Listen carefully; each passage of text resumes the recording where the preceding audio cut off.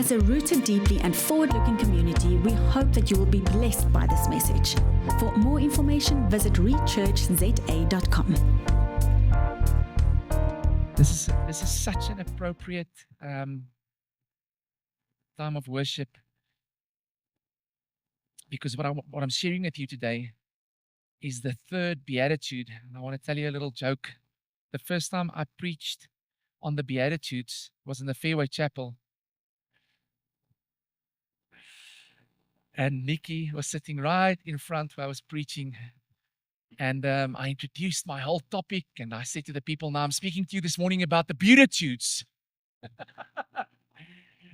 And I was going on Beatitudes, because I thought it's just beautiful. The Beatitudes, it's a beautiful, thing. When you have meekness and you have, all of these things that he's saying here. And she was like, Stan, it's not the Beatitudes, Beatitudes. Thank God she helped me there. Otherwise, I would have preached about this over and over. Beatitudes. Anyhow, it is beautiful when the body helps one another. This morning, however, I want to preach to you and speak to you about the Beatitudes. And in that word, the biggest portion of that word is attitudes. It's encapsulated by a word, attitude. And that's one of the things that I speak with my children about most. It's a place where the Lord is stretching me most, is in my attitude. Vanessa's dad had a little board behind his desk. I used to study in his office. And behind, if you close the door, there was a board up there. And he would always say, 90% of life, or 10% of life is what happens to you. And 90% of life is how you respond to it. Your attitude towards what happens to you. Yes, and I've adopted that saying. 10% of life is what happens to you. 90% of life is how you respond to it. And that's how God designed us. God designed us to live with solutions, to live with breakthrough. God designed us to face crisis and pain and sorrow and nonsense and crap, and rubbish. I know that's a harsh English word. Crap is not a harsh word in Afrikaans. Why? So that we can learn what it means to live in breakthrough. So that we can learn what it means to live in the right attitude. To live with a right posture towards God and towards people. Now, let me say something to you this morning. You can't say you've got the right attitude towards God, but you are not in the right attitude towards your brother and sister. I'm telling you, that's not accurate. If you love God, you will love people. If your attitude is right towards the Lord, your attitude will be right towards people. And that's what God is stretching us. That's what the Lord is constantly working in us. He's working in us a character, a nature of Christ that will release a fruit, an attitude that's beautiful. A beautiful attitude, a beatitude. Louis picked up last week. He gave some context around this whole sermon and what Jesus preached, and that he was actually, he was speaking to the disciples, but to way more than the disciples, speaking to a bunch of people, thousands of people, when he started with his sermon. And we see that in all these beatitudes, 9 of them, we see in essence that he carried all of that. In essence, he was not prepared to speak about something or teach about something that he would not embody or would be able to perform. And he starts at this place. Interesting how the Lord Jesus always starts with addressing attitudes. It's interesting how we address people and our children. We address behavior. No, you were wrong. No, you were off. No, come on, sit here. Just fix it up. But we never start with the attitude. And he does not curse the attitude. He starts by blessing these attitudes. He says, blessed, blessed, blessed, blessed. Now, this word blessed means to be happy. Louis, what was your definition? Where are you? Of blessed. It was a unconditional grace. And Jesus started speaking about this unconditional grace on the poor in spirit, on the righteous, on the meek, on those who are persecuted. It goes on. We looked at the first two Beatitudes last week, the poor in spirit. Just want to quickly brush over it. Poor in spirit does not mean you are poor. It does not mean that you have no means or you have no resources. What poor in spirit actually means, and what Jesus was addressing here is that you come to a place where you are in debt. You are bankrupt. You don't have nothing, you have debt. You owe so much that you cannot get out of it. Do you know how hopeless that situation is? That was the picture he was painting, that you are so hopeless that you can't get out of it. He said, when you've arrived there, you know what it means to be poor in spirit. Because now for the first time in your life, you know what it means to truly depend on the Lord. And that's what poor in spirit means. To arrive at a place where you know, I cannot, there's no other option but to put my faith and my trust in the Lord. That's what poor in spirit means. Not, I think I need the Lord. I maybe need the Lord. No. You are bankrupt. You are so in debt. You are so finished. And then he comes and he says, blessed are those who are poor in spirit, for theirs is the kingdom of heaven. The kingdom of heaven. Second one was, blessed are those who mourn, for they shall be comforted. Mourning has got nothing to do with funeral sermons or sympathy with people. Nothing. Mourning in this context simply means to understand, to come to a place of realization of how deep in sin you are. And that you actually mourn because you have godly sorrow.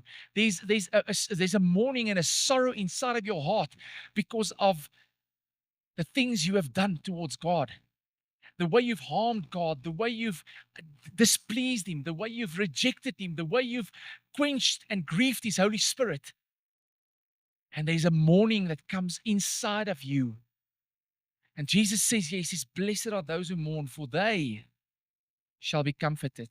This word comfort, interesting what it means. In the middle of this word comfort is the word fort, which means to strengthen, to make strong.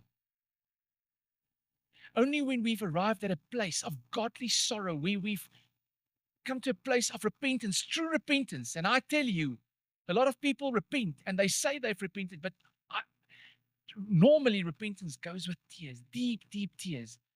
There's a deep godly sorrow because you've realized how you have how you have grieved the Lord. And you can see when somebody is really, truly at repentance. We see how John the Baptist started here off. He said to the Pharisees who came to be baptized, go away, you brood of vipers. You are fake. I will not baptize you. You are whitewashed tombstones and bear fruit of repentance. You have no repentance in your heart. Go away. Can you imagine somebody comes here and I tell them, get out of this place, man. You're a whitewashed tombstone. You are not in anyhow trying to repent or coming with the heart of repentance. Somebody who repents, who truly repents towards the Lord, is somebody who understands what godly sorrow is. They understand what it means to mourn. And this is what it means here. This is not a funeral sermon. This is somebody who knows, I've grieved God and I need His Spirit to lift me up and to breathe new breath inside of me. Today's sermon, I want to touch on the meek, and I'm not going to be long. Blessed are the meek, for they shall inherit the earth. It's a huge promise, but there's a great condition. Now, meekness, I want to say this morning, meekness is not weakness. Meekness is not weakness at all. I know a lot of people, they confuse the two because a lot of people do not truly understand what this word meek means. We're going to explore it a little bit today. But God is calling us, and the Lord Jesus Christ calls us to a life of meekness, again, something we can't produce by ourselves. We produce it by living in fellowship with the Holy Spirit, and meekness is a result of that. In Matthew 11, interesting what Jesus, how he labels himself. He says, all who are burdened, heavy laden, weary, come to me, for I am meek, humble, lowly in heart. Take my yoke upon you. Take my burden upon you, for my yoke is easy, my burden is light. But interesting how Jesus labels himself as meek. So meekness is not weakness. And to many people, when you call them meek, it's an insult to them. Don't call me meek. I'm not meek, I'm strong. Well, sorry to upset you today, but I want to give you some good news. Meekness actually means strength. That's what we were doing the whole morning by just enjoying in who he is.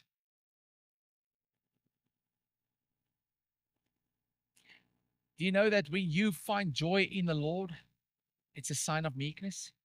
Because joy is strength.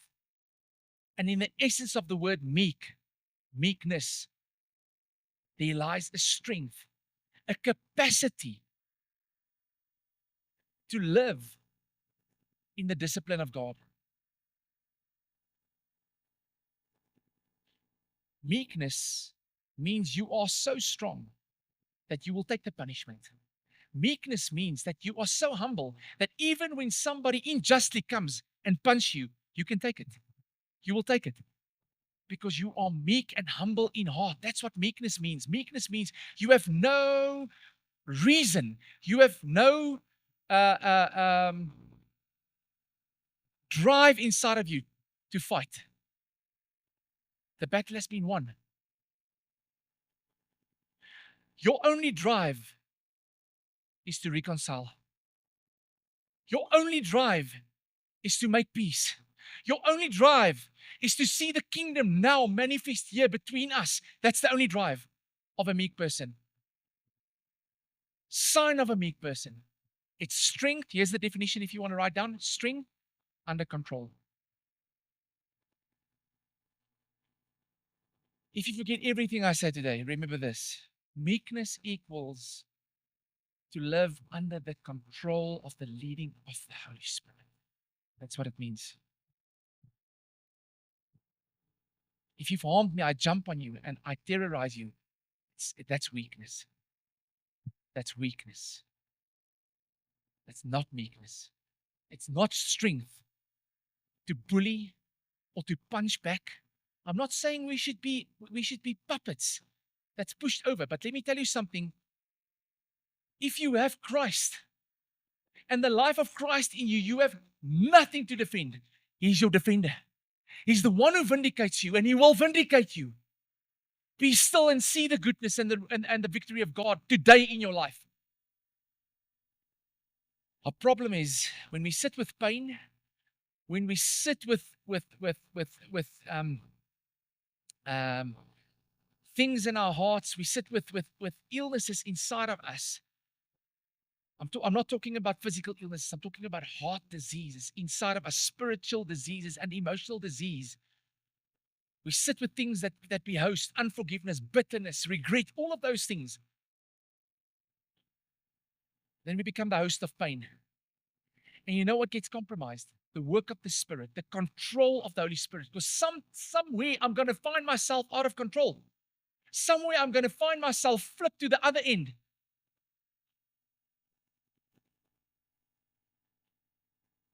And the answer to this pandemic and this problem is very simple. It's very simple. It's fellowship with the Holy Spirit. When you wake up in the morning, are you aware of His presence? There was a preacher that preached here in our church one evening. He's a friend of Hendrik.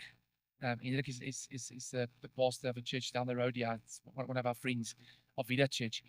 And he, once or twice a year, there's a pastor from the States that comes here, Uncle Joe. Beautiful man of God. And we were sitting around a table about a year back in Pastor Hendrik's house around the table. And I sat right next to him. I intentionally sat next to him because we had a Q&A. Humble man, humble man, 75 years old. Roy is, more senior man in life. And he's walked a journey like you guys have, full of the life of God. And the one question that I had in my heart to ask him is, I said to him, how do you stay so passionate? And how do you stay, how did you manage to keep this zeal and this passion for the Lord at this age?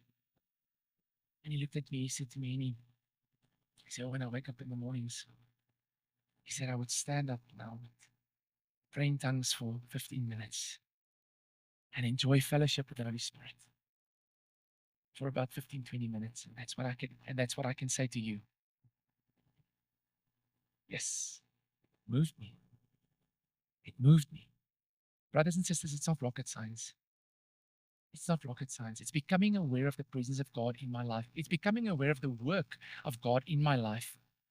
It's becoming aware of the fact that I'm not here for love and charity. It's becoming aware of the fact that I cannot wake up tomorrow morning and go to bed tomorrow night and wake up the next day and go to bed without considering the Holy Spirit.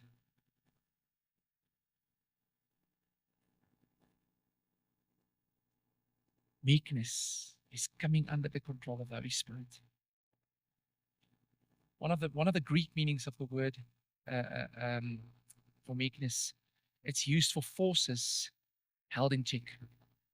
Another meaning in the Greek language is it's the breaking in of a horse. Now you do not just break in a horse. It's another task to break a horse in. And for those of you guys who have farms and and you've been riding on horses, it's another story to break in a horse.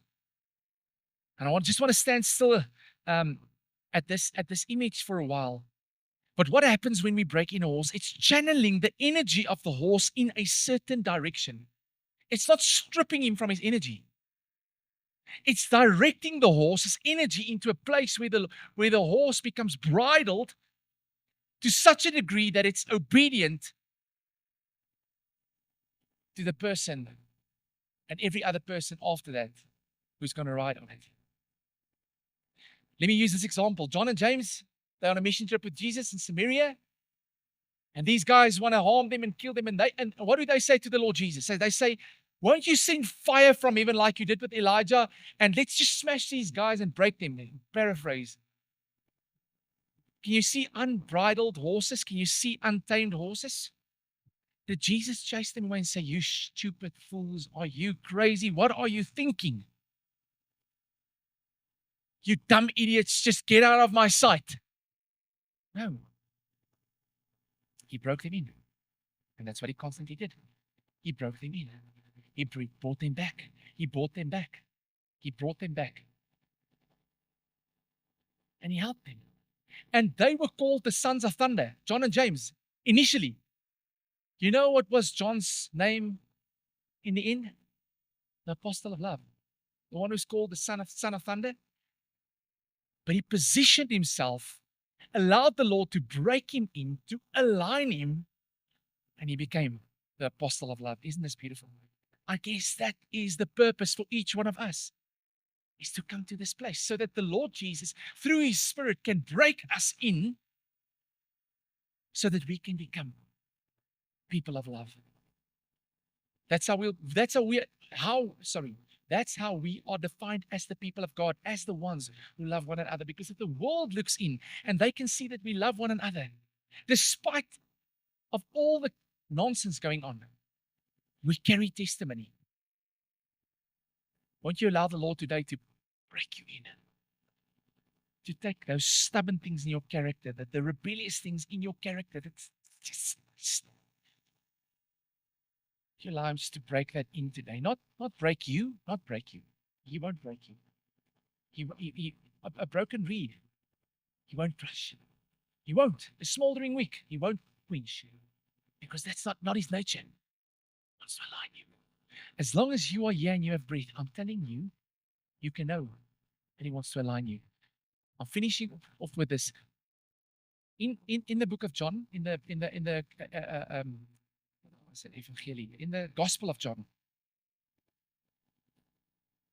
When Jesus prophesies the Holy Spirit, he says, I'll send you another helper. I'll send you one who will help you, the helper. The Greek word for that word for helper is paraclete, parakletos. It's a beautiful term. Paraclete or parakletos actually means to come alongside, to draw alongside, and to align. I want to tie this up with the breaking in of the horse or the bridling of the horse. The work of the Spirit, the work of the Holy Spirit as the helper is the one to come. The one kom hier so. Sorry, langs my. To come alongside Luan and to help him, to walk with him, to align him. Now Luan is going to walk straight. He's not going to walk wayward anymore. He's not going to be a loose cannon anymore. He's not going to wrestle me anymore. He's going to walk with me. Luan, gaan jy saam met my loop? Ek moet saam met die Here loop voor jy saam met my loop. Amen.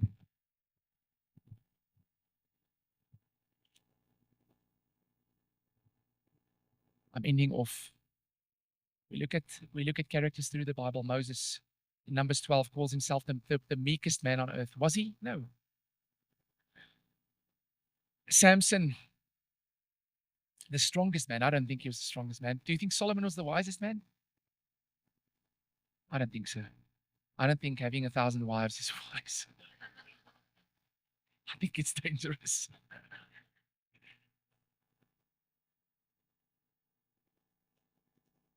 These people had to be supernaturally endeared by the Holy Spirit to fulfill the tasks that God has given them. Same with you and I. Brothers and sisters, we have nothing in ourselves. I'm standing here. In myself, I can't offer anything to you. But in the Holy Spirit, who comes and aligns me with the purposes of Abba Father, I'm functional.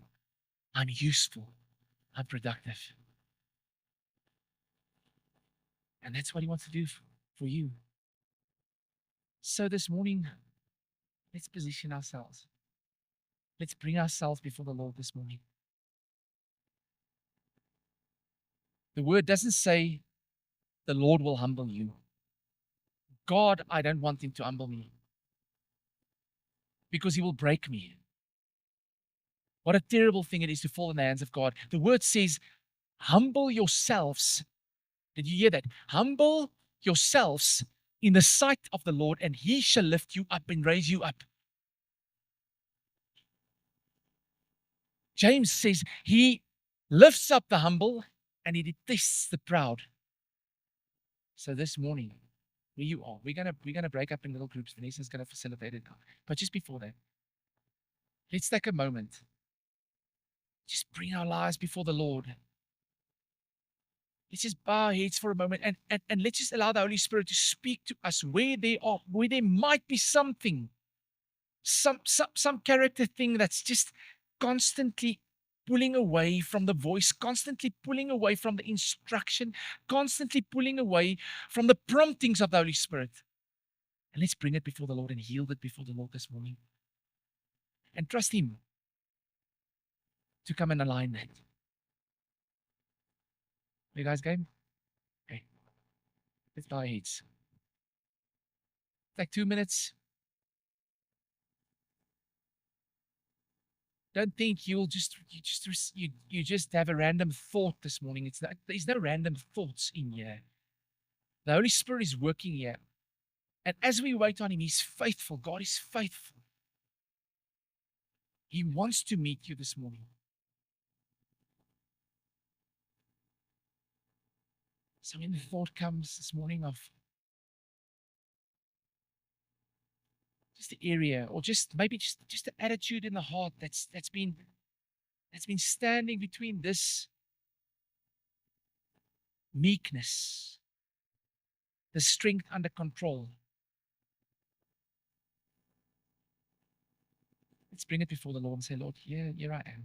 I bring this before you today, Jesus. You are the one who are meek. You are the one who are lowly in heart. You are inviting us to come to you and to bring every burden before you today. Lord, my pride, my selfishness,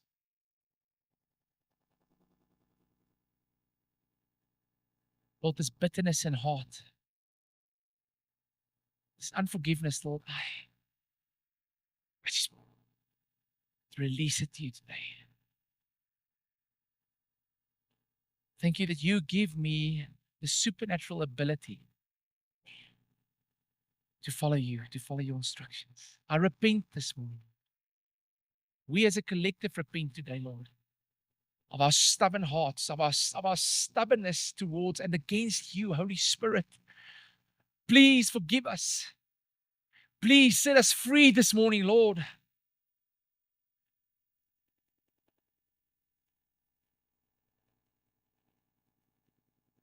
And just renounce that attitude if you are aware of something such as I renounce you this morning in Jesus' name.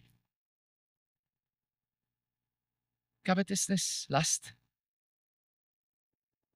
envy, strife. I renounce you in the name of Jesus. I will not partner with you anymore.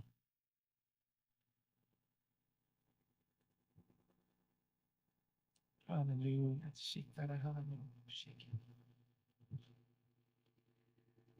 And he said that no word that we're hearing this morning is meaningless. So I just have a deep sense that there are people here that are truly, truly empty this morning.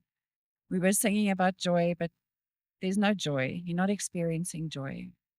And myself, when we were singing about joy, I wasn't joyful.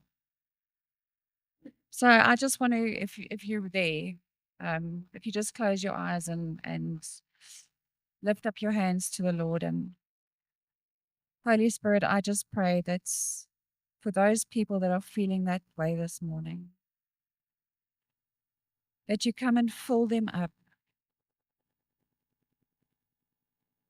If they don't pray in tongues and do what that guy said to you, that worm, Holy Spirit, you come and fill them up and remind them that every morning they can get out of bed and say, come and fill me up. My cup is empty this morning. Come and fill me up.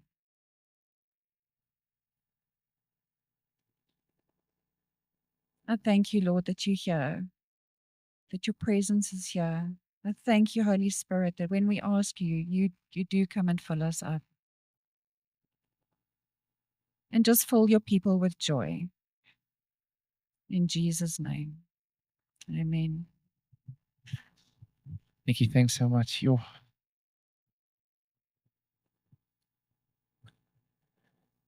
Allow me just to tag on with a word this morning. Joy is way more than a feeling. Joy is a knowing. Joy is a faith. Joy is a posture where you know who Christ is. And may that be your portion in this week. Amen. Amen. Bless you all. Thank you for taking the time to listen, and we hope you've been blessed. For more information, visit reachurchza.com.